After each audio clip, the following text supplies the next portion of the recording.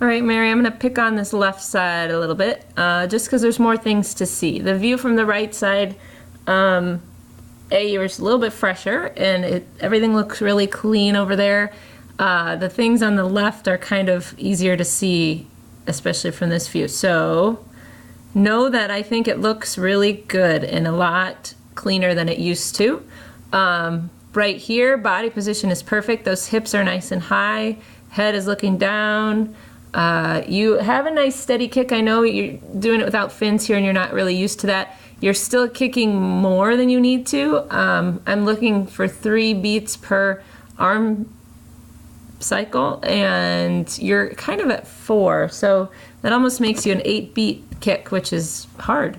But I know that's mostly just because you haven't been swimming with a kick like that. So I'm not gonna worry too much about that.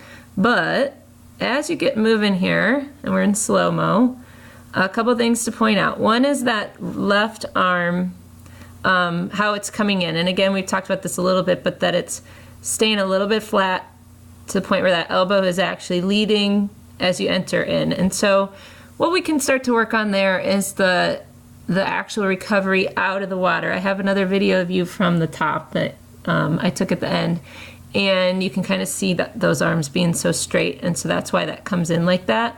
There are people that swim like that. It's not totally wrong, but what you want to do is get into that EVF sooner. And so because you're coming in so flat, that elbow is just already in the lead, and then you kind of turn things around.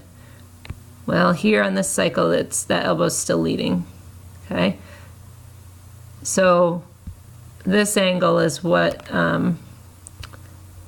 we're trying to get rid of. And so what we want is that elbow to still be out here and that hand to be leading the way all the way through, and not so much the elbow leading the way all the way through.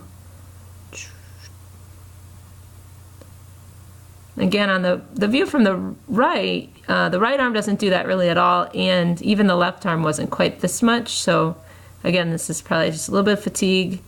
The other thing I notice is as you go, your hips are getting lower and lower. Again, not being used to swimming without those fins is going to do that. But that first shot that I stopped you on, you can see how high those hips are, and now they're not coming out of the water anymore. So I'm just starting to get tired and ride a little lower. Head position is still really good.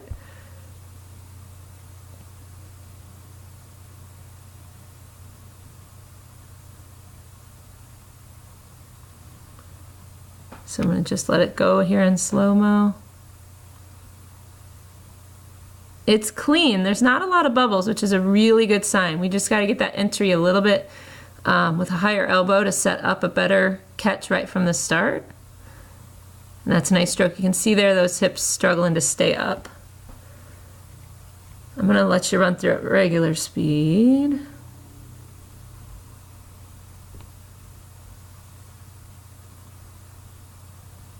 So nice flat body position there.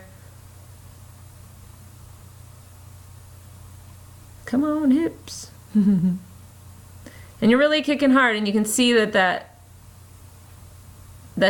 looks tiring to me. So what we want to try and work on is get that body position to come a little easier so the legs don't have to work so hard to just stay up where they need to be. So definitely something we can keep working on.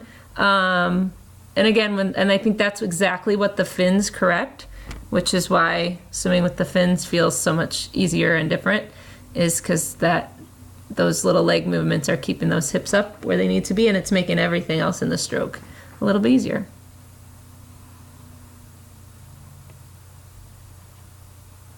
Nice work.